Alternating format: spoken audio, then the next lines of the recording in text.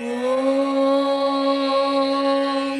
कौसल्या सुप्रजा रामपूर्वा सन्ध्या प्रवर्तते। उत्तिष्ठ नरशार्दूल कर्तव्यं दैवमान्निकम्।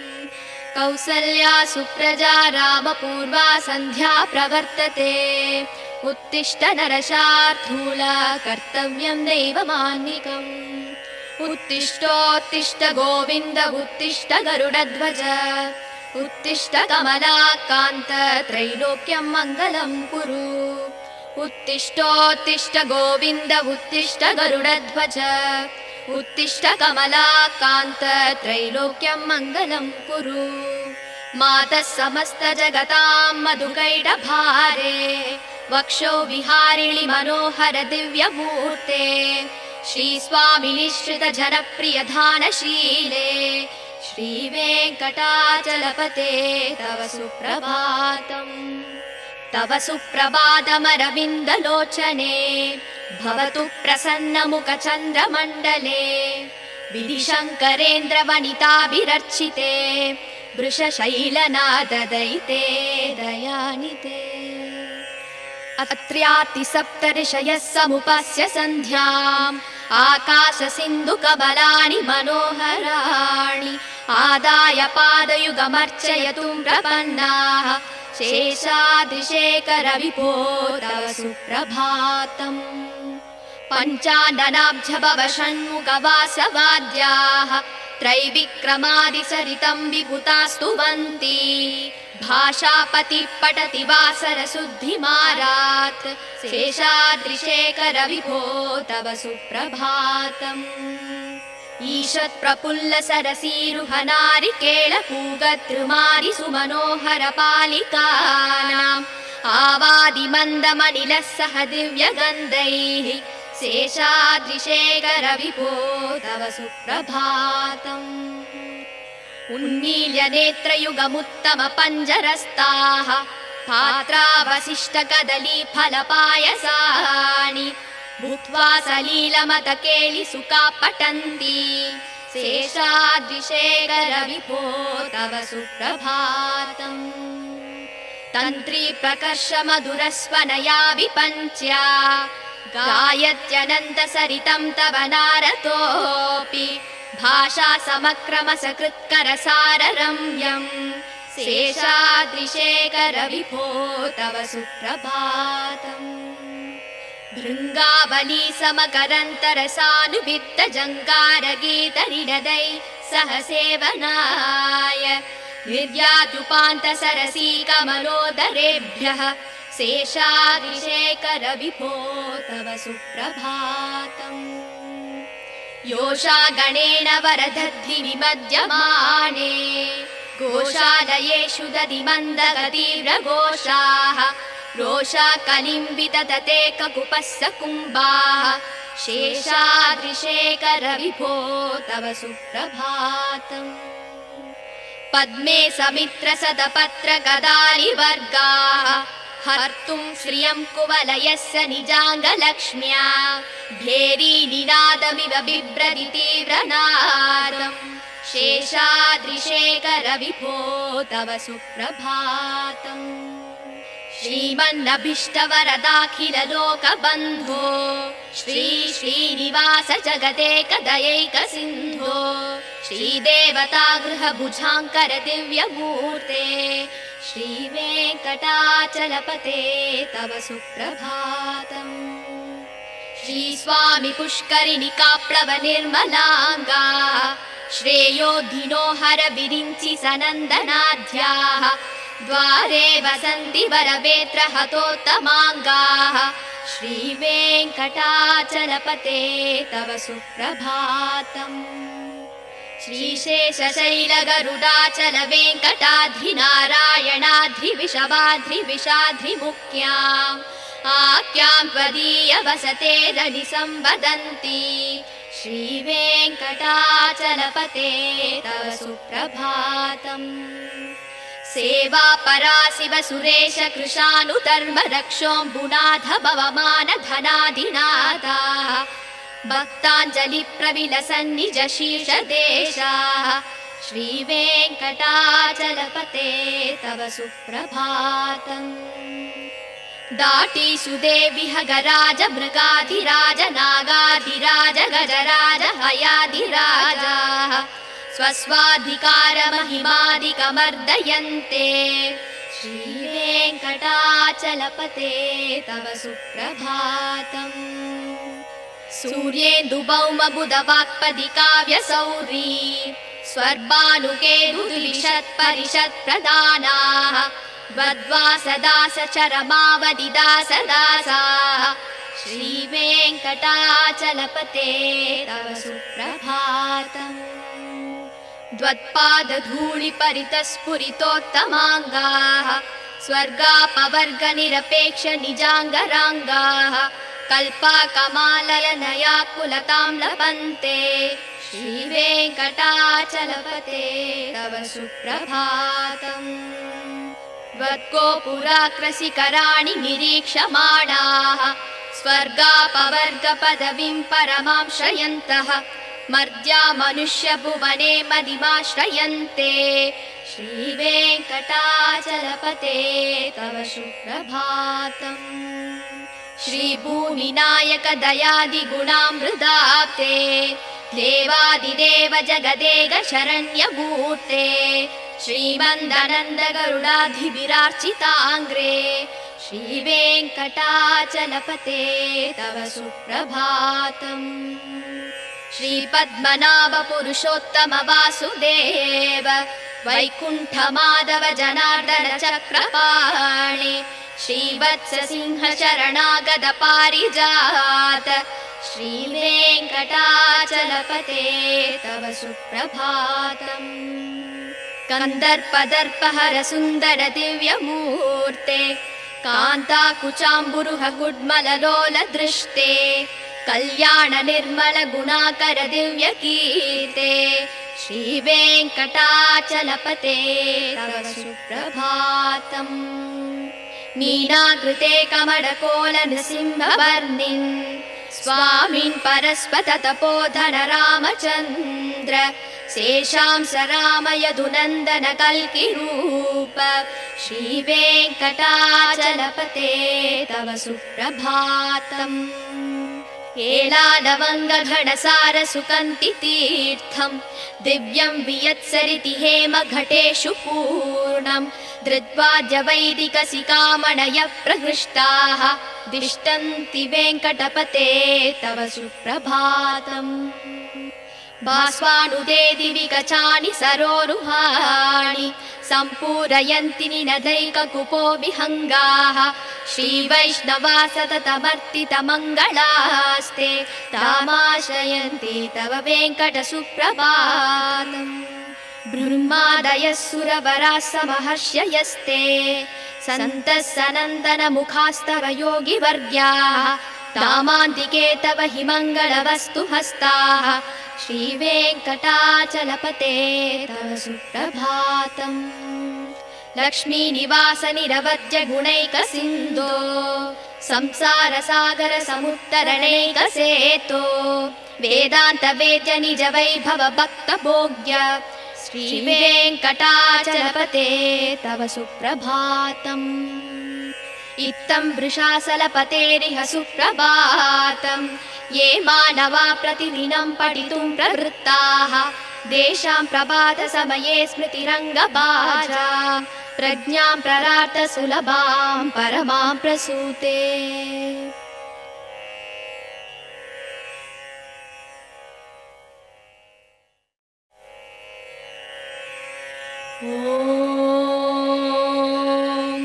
कौसल्या सुप्रजा रामपूर्वा सन्ध्या प्रवर्तते उत्तिष्ठ नरशार्दूला कर्तव्यं दैवमान्निकम् कौसल्या सुप्रजा रामपूर्वा सन्ध्या प्रवर्तते उत्तिष्ठ नरशार्दूला कर्तव्यं दैवमान्निकम् उत्तिष्ठोत्तिष्ठ गोविन्द उत्तिष्ठ गरुडध्वज उत्तिष्ठ कमलाकान्त त्रैलोक्यं मङ्गलं कुरु उत्तिष्ठोत्तिष्ठ गोविन्द उत्तिष्ठ गरुडध्वज उत्तिष्ठ कमलाकान्त त्रैलोक्यं मङ्गलं कुरु मातः समस्त जगतां मधुकैटभारे वक्षो विहारिणि मनोहर दिव्यमूर्ते श्रीस्वामि निश्रित जनप्रिय धानशीले श्रीवेङ्कटाचलपते तव सुप्रभातम् तव सुप्रभातमरविन्दलोचने भवतु प्रसन्नमुखचन्द्रमण्डले विधिशङ्करेन्द्रवनिताभिरर्चिते वृषशैलनाददयिते दयानिते अत्र्यातिसप्तऋषयः समुपस्य सन्ध्याम् आकाशसिन्धुकबलानि मनोहराणि आदाय पादयुगमर्चयतुं प्रपन्नाः शेषाद्रिशेखरविभो तव सुप्रभातम् पञ्चाननाब्जभव षण्मुखवासवाद्याः त्रैविक्रमादिसरितं विभुतास्तुवन्ति भाषापति पठति वासरशुद्धिमारात् शेषाद्रिशेखरविभो तव सुप्रभातम् ईषत्प्रफुल्ल सरसीरुहनारिकेळपूगद्रुमादि सुमनोहर पालिकानाम् आवादिमन्दमनिलः सह दिव्यगन्धैः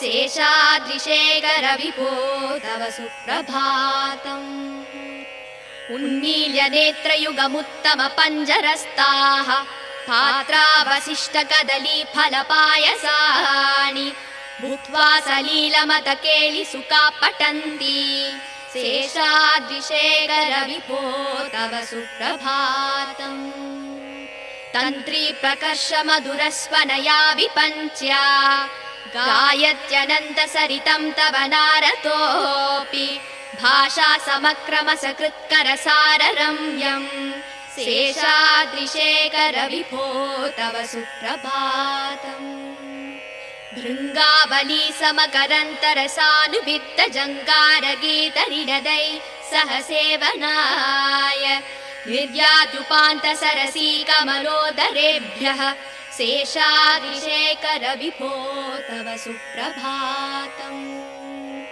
योषागणेन वरदध्नि विमध्यमाने गोशालयेषु दधिमन्दगतीव्रघोषाः रोषा कलिं विदधते ककुपस्स कुम्भाः शेषाद्रिशेखरविभो तव सुप्रभातम् पद्मे समित्र सदपत्र गदारिवर्गाः हर्तुं श्रियं कुवलयस्य निजाङ्गलक्ष्म्या भेरी निनादमिव बिभ्रति तीव्रनादम् शेषाद्रिशेखरविभो तव सुप्रभातम् श्रीमन्नभीष्टवरदाखिललोकबन्धो श्री श्रीनिवास जगदेकदयैकसिन्धो श्रीदेवतागृहभुजाङ्कर दिव्यमूर्ते श्रीवेङ्कटाचलपते तव सुप्रभातम् श्रीस्वामि पुष्करिणिकाप्लवनिर्मलाङ्गा श्रेयोधिनो हर विरिञ्चि सनन्दनाद्याः द्वारे वसन्ति वरवेत्र हतोत्तमाङ्गाः श्रीवेङ्कटाचलपते तव सुप्रभातम्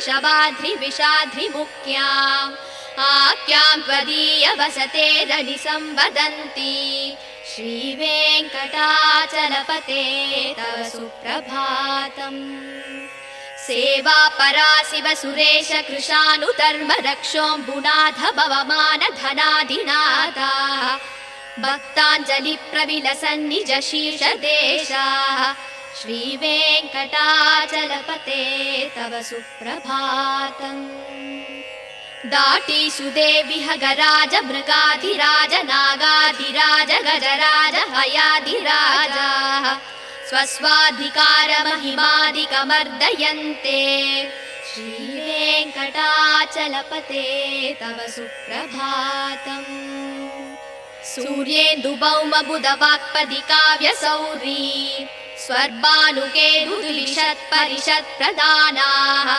द्वद्वासदासचरमावधिदासदासाः श्रीवेङ्कटाचलपते तव सुप्रभातम्। द्वत्पादधूलिपरितस्फुरितोत्तमाङ्गाः स्वर्गापवर्गनिरपेक्ष निजाङ्गराङ्गाः कल्पाकमालयनयाकुलतां लभन्ते। श्रीवेङ्कटाचलपते तव सुप्रभातम्। त्वद्गोपुराग्रशिखराणि निरीक्षमाणाः स्वर्गापवर्गपदवीं परमां श्रयन्तः मर्त्या मनुष्यभुवने मदिमाश्रयन्ते। श्रीवेङ्कटाचलपते तव सुप्रभातम्। श्रीभूमिनायक दयादिगुणामृताब्धे देवादिदेव जगदेक शरण्यभूते श्रीमन्दनन्द गरुडाधिभिरार्चिताङ्ग्रे। श्रीवेङ्कटाचलपते तव सुप्रभातम्। श्रीपद्मनाभ पुरुषोत्तम वासुदेव वैकुण्ठ माधव जनार्दन चक्रपाणि श्रीवत्स सिंह शरणागत पारिजात। श्रीवेङ्कटाचलपते तव सुप्रभातम्। कन्दर्पदर्पहर सुन्दर दिव्यमूर्ते कान्ताकुचाम्बुरुह गुड्मललोल दृष्टे कल्याण निर्मल गुणाकर दिव्यकीर्ते। श्रीवेङ्कटाचलपते तव सुप्रभातम्। मीनाकृते कमलकोल नृसिंहवर्णिन् स्वामिन् परस्पत तपोधन रामचन्द्र शेषांस राम यदुनन्दन कल्किरूप। श्रीवेङ्कटाचलपते तव सुप्रभातम्। एलालवङ्गघनसार सुकन्ति तीर्थम् दिव्यं वियत्सरिति हेम घटेषु पूर्णम् धृत्वाद्य वैदिकसिकामणय प्रहृष्टाः दिष्टन्ति वेङ्कटपते तव सुप्रभातम्। भास्वानुदे दिवि कचानि सरोरुहाणि सम्पूरयन्ति निनदैककुपो विहङ्गाः। श्रीवैष्णवा सततमर्तितमङ्गलास्ते तामाश्रयन्ति तव वेङ्कटसुप्रभातम्। ब्रह्मादयः सुरवराः समहर्षयस्ते सन्तः सनन्दनमुखास्तव योगिवर्ग्याः तामान्तिके तव हि मङ्गलवस्तु हस्ताः। श्रीवेङ्कटाचलपते तव सुप्रभातम्। लक्ष्मीनिवास निरवद्य गुणैकसिन्धो संसारसागर समुत्तरणैकसेतो वेदान्त वेद्य निज वैभव भक्तभोग्य। श्रीवेङ्कटाचलपते तव सुप्रभातम्। इत्थं वृषाचलपतेरिह सुप्रभातम्। ये मानवा प्रतिदिनं पठितुं प्रवृत्ताः तेषां प्रभातसमये स्मृतिरङ्गभाजा प्रज्ञां प्ररार्थ सुलभां परमां प्रसूते।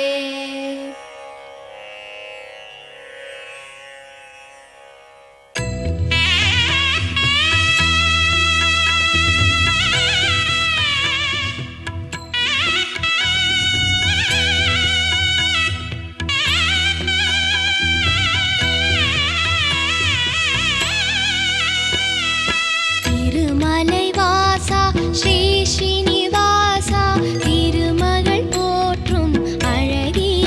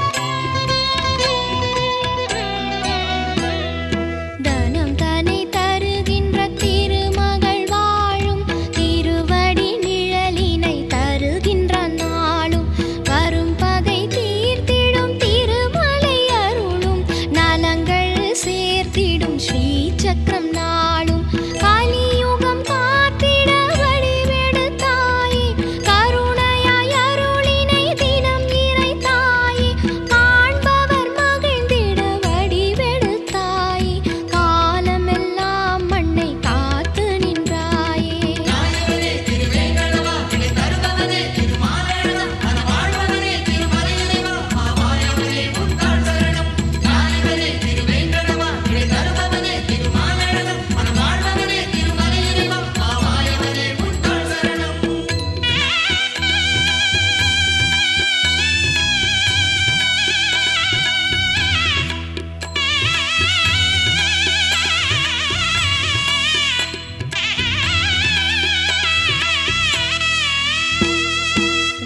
வேங்கடமலையை நாம் நினைத்தாலே வேதனை மறையும் அவன் நாமத்தாலே செல்வங்கள் பொழியும் வான்மழை போலே தினம் அவன் மலரடி தொழுது வந்தாலே ஆயிரம் சூரியன் ஒளியென நீயும் மலைகளில் திகழ்ந்தாய் மகிமைகள் அறிந்தோம் மாயனே உன்னடி சரணங்கள் ஐயா மாதவனே உந்தன் நாமங்கள் மறவேன்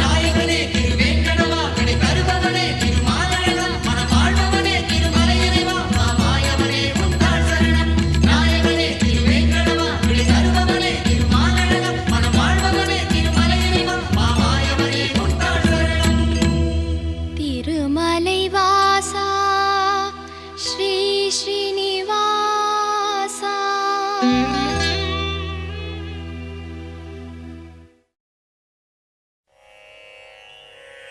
கமலம் மலர் மேல் வசிக்கும் மகளே உறைவாள் பெருமாள் திருமார்பினிலே திகழும் நல் குங்குமம் மேனியனே விஜயீ பவ வெங்கட சைலபதே கமலம் மலர் மேல் வசிக்கும் மகளே உறைவாள் பெருமாள் திருமார்பினிலே திகழும் நல் குங்குமம் மேனியனே விஜயீ பவ வெங்கட சைலபதே கமலம் இதழ்போல் நல் கண்ணுடையான் கடல் மேல் உரை பஞ்சனை கொண்டவனே நலங்கள் தரும் செல்வம் எல்லாம் தருவாய் திருவேங்கடனே என்னை காத்தருள்வாய் எழில் பிரம்மனுடன் சிவன் ஆறுமுகன் எனும் தெய்வம் எல்லாம் உனை போற்றிடுவார் இறைவா தலைவா திருவேங்கடவா ரிஷசைலபதே என்னை காத்தருள்வாய் எலை தீண்டிடும் வல்வினை தீவினைகள் பல நூறு தவறுகளின் துயர் நிலைகள் யாவும் தீண்டிட உனை நாடுகிறேன் தயவை தந்தென்னை காத்தருள்வாய் உயர் வேங்கட மாமலை மீதினிலே வரம் யாவும் தருகின்ற வள்ளலும் நீ மறைகள் போற்றும் பரம்பொருள் மறவேன் உனையின்றி தெய்வம் இல்லை குழலின் ஒளியால் பல நூறு கோடி அழகிய கோபியர் கண்டவன் நீ பல நூறு கோடி மதனின் அழகை வசுதேவன் மகன் உனை அறிவேனே ரகுகுல திலகா தசரதன் மகனே விலையேந்திய வீரனின் ரகுநாயகன் ராமா என்னும் பெயரால் என்னை காத்தருள் செய்யும் கருணை கடலே பூதேவியின் மகளாம் சீதையினை பூங்கரந்தனை பிடித்த நாயகனே தென் இலங்கை நரக்கனை மாய்த்தவனே உன் மலர் எனும் திருவடி சரணமையா நல்வீரமும் முகமும் நல்குணமும் இரு தோளழகும் தினம் கொண்டவனே ரகுகுல தெய்வம் உன்னை அன்றி எந்தன் மனதினில் இனி ஒரு தெய்வமில்லை உன்னை அன்றி தெய்வம் இலை வெங்கடேஷா உன் நாமம் வேறின்றி ஏதுமில்லை ஸ்ரீனிவாசா ஹரே வெங்கடேஷா அருள்வாய் அருள்வாய் மரவேன் வெங்கடேஷா விருப்பம் அருள்வாய் மனம் முந்தன் அடியை மறவாமல் இருக்க தினம் உன்னை தியானித்து நிற்கின்றேன் அதன் காரணத்தால் முந்தன் திருக்கோலம் எனக்கருள் செய்திடுவாய் பிரபு வெங்கடேஷா பிறவிகளால் ஏற்பட்ட தீவினையால் பிழைகள் 100 செய்தேன். மன்னித்தருள் மன்னித்தருள் சேஷசைல சிகாமணி.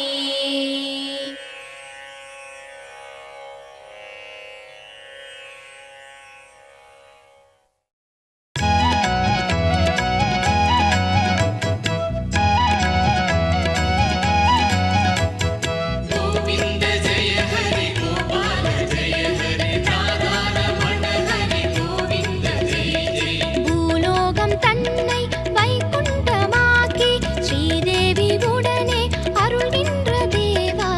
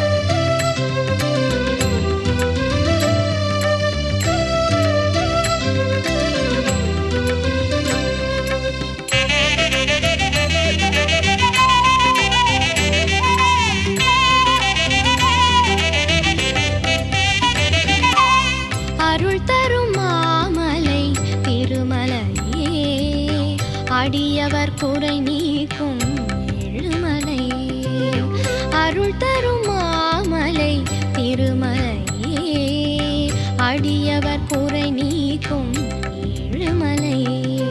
வருவோர்க்கும் தொழுவோர்க்கும் திருநாமம் துணை நிற்கும் அதுதானே திருவேங்கடம். தனம் யாவும் முனை சேரும் குலம் யாவும் தழை தோங்கும் தினம் பாடு திருமந்திரம். பல யுகங்களாய் முனை சேர்ந்திடும் அருள் தரும் மாமலை திருமலையே. அடியவர் குறை நீக்கும் ஏழுமலையே.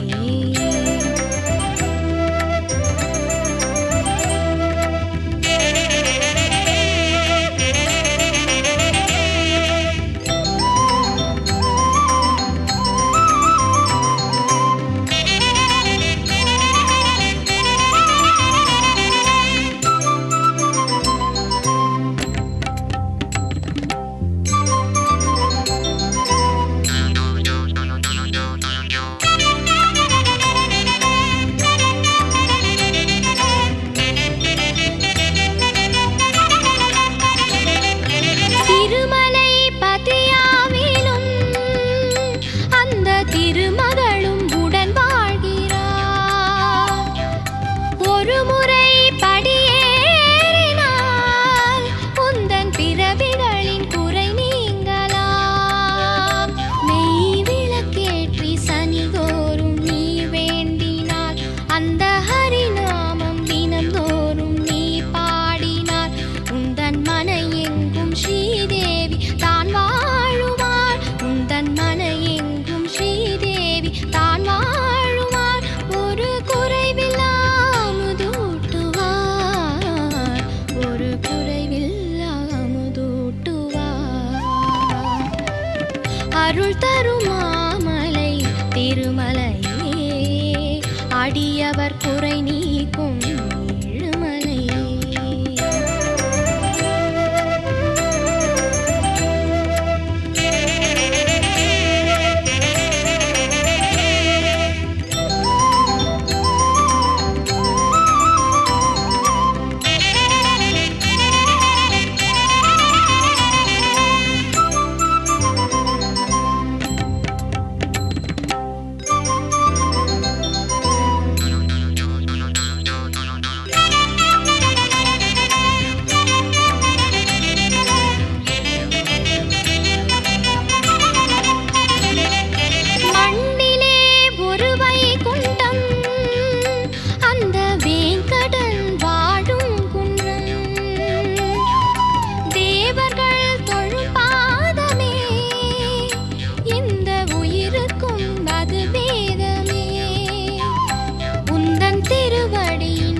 வேண்டி வரம் வேண்டுமே.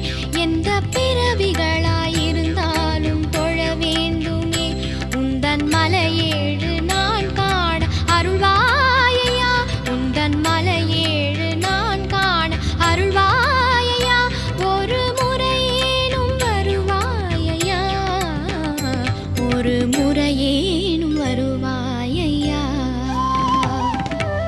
அருள் தரும் மாமலை திருமலையே. அடியவர் குறை நீக்கும் ஏழுமலையே. அருள் தரும் மாமலை திருமலையே. அடியவர் குறை நீக்கும் ஏழுமலையே. வருவோர்க்கும் தொழுவோர்க்கும் திருநாமம் துணை நிற்கும் அதுதானே திருவேங்கடம். தனம் யாவும் புனை சேரும் குலம் யாவும் தழை தோங்கும் தினம் பாடு திருமந்திரம்.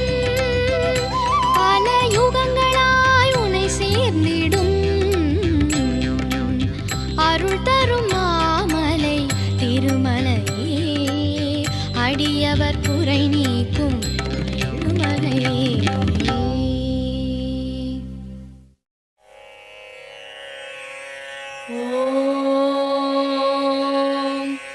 कौसल्या सुप्रजा रामपूर्वा सन्ध्या प्रवर्तते. उत्तिष्ठ नरशार्दूला कर्तव्यं दैवमान्निकम्. कौसल्या सुप्रजा रामपूर्वा सन्ध्या प्रवर्तते. उत्तिष्ठ नरशार्दूल कर्तव्यं दैवमान्निकम् उत्तिष्ठोत्तिष्ठ गोविन्द उत्तिष्ठ गरुडध्वज उत्तिष्ठ कमलाकान्त त्रैलोक्यं मङ्गलं कुरु उत्तिष्ठोत्तिष्ठ गोविन्द उत्तिष्ठ गरुडध्वज उत्तिष्ठ कमलाकान्त त्रैलोक्यं मङ्गलं कुरु मातः समस्त जगतां मधुकैटभारे वक्षो विहारिणि मनोहर दिव्यमूर्ते श्रीस्वामिनिश्रित जनप्रिय धानशीले श्रीवेङ्कटाचलपते तव सुप्रभातम् तव सुप्रभातमरविन्दलोचने भवतु प्रसन्नमुखचन्द्रमण्डले विधिशङ्करेन्द्रवनिताभिरर्चिते वृषशैलनाददयिते दयानिते अत्र्यातिसप्तऋषयः समुपस्य सन्ध्याम् आकाशसिन्धुकमलानि मनोहराणि आदाय पादयुगमर्चयतुं प्रपन्नाः शेषाद्रिशेखर विभो तव सुप्रभातम् पञ्चाननाब्ज भव षण्मुखवासवाद्याः त्रैविक्रमादिसरितं विभुतास्तुवन्ति भाषापति पठति वासरशुद्धिमारात् शेषाद्रिशेखर विभो तव सुप्रभातम् ईषत् प्रफुल्ल सरसीरुहनारिकेळ पूगद्रुमारि सुमनोहर पालिकानाम् आवादिमन्दमनिलः सह दिव्यगन्धैः शेषाद्रिशेखर विभो तव सुप्रभातम् उन्मील्य नेत्रयुगमुत्तम पञ्जरस्ताः पात्रावशिष्ट कदली फलपायसानि भूत्वा सलीलमतकेलि सुखा पठन्ति शेषाद्रिशेखर विभो तव सुप्रभातम् तन्त्री प्रकर्ष मधुरस्वनया विपञ्च्या गायत्यनन्त सरितं तव नारतोऽपि भाषा समक्रम सकृत्कर साररम्यम् शेषाद्रिशेखर विभो तव सुप्रभातम् भृङ्गावली समकरन्तरसानुवित्त जङ्गारगीतरिणदै सह सेवनाय निर्यातुपान्त सरसी कमलोदरेभ्यः शेषाद्रिशेखर विभो तव सुप्रभातम् योषा गणेन वरदध्नि विमध्यमाने गोशालयेषु दधिमन्दगतीव्रघोषाः रोषा कलिं विदधते ककुपस्य कुम्भाः शेषाद्रिशेखर विभो तव सुप्रभातम् पद्मे समित्र सदपत्र गदारिवर्गाः हर्तुं श्रियं कुवलयस्य निजाङ्गलक्ष्म्या भेरी निनादमिव बिभ्रति तीव्रनादम् शेषाद्रिशेखर विभो तव सुप्रभातम् श्रीमन्नभीष्टवरदाखिल लोकबन्धो श्री श्रीनिवास जगदेकदयैक सिन्धो श्रीदेवता गृहभुजाङ्कर दिव्यमूर्ते श्रीवेङ्कटाचलपते तव सुप्रभातम् श्रीस्वामि पुष्करिणि काप्लव निर्मलाङ्गा श्रेयोधिनो हर विरिञ्चि सनन्दनाद्याः द्वारे वसन्ति वरवेत्र हतोत्तमाङ्गाः श्रीवेङ्कटाचलपते तव सुप्रभातम् श्रीशेषशैलगरुडाचल वेङ्कटाद्रिनारायणाद्रिविषवाद्रिविषाद्रिमुख्याम् आख्यां त्वदीय वसते रनि संवदन्ति श्रीवेङ्कटाचलपते तव सुप्रभातम् सेवा परा शिव सुरेश कृशानुधर्म रक्षोऽम्बुनाथ भवमान धनाधिनाथाः भक्ताञ्जलि प्रविलसन्निज शीर्षदेशाः श्रीवेङ्कटाचलपते तव सुप्रभातम् दाटी सुदेविह गराज मृगाधिराज नागाधिराज गजराज हयाधिराजाः स्वस्वाधिकार महिमादिकमर्दयन्ते श्रीवेङ्कटाचलपते तव सुप्रभातम्। सूर्येन्दुभौमबुधवाक्पदी काव्यसौरी स्वर्भानुकेतुद्विषत्परिषत्प्रधानाः वद्वासदासचरमावदिदासदासाः श्रीवेङ्कटाचलपते तव सुप्रभातम्। द्वत्पादधूलिपरितस्फुरितोत्तमाङ्गाः स्वर्गापवर्गनिरपेक्ष निजाङ्गराङ्गाः कल्पाकमालयनया कुलतां लपन्ते श्रीवेङ्कटाचलपते तव सुप्रभातम्।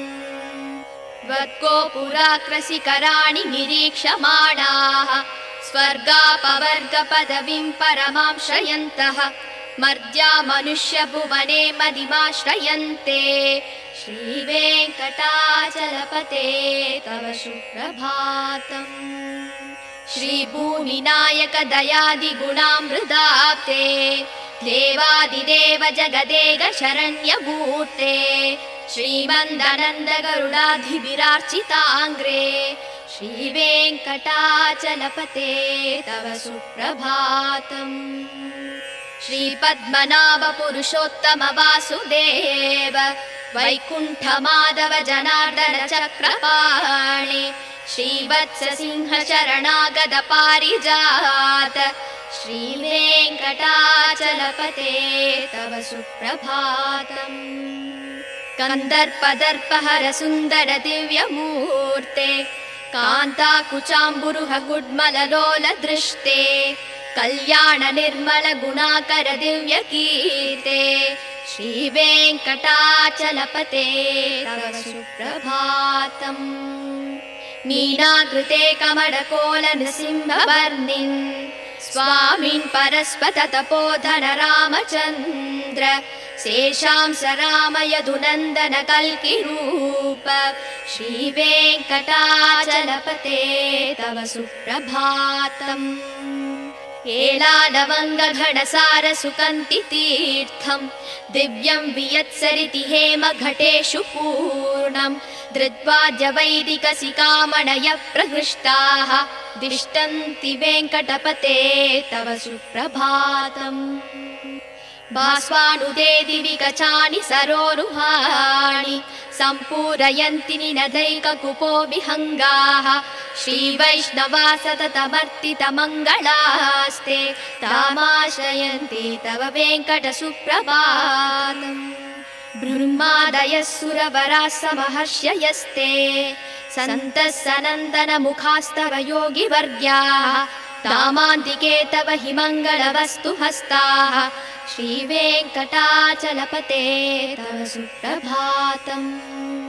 लक्ष्मीनिवास निरवद्य गुणैकसिन्धो संसारसागर समुत्तरणैकसेतो वेदान्त वेद्य निज वैभव भक्तभोग्य श्रीवेङ्कटाचलपते तव सुप्रभातम्।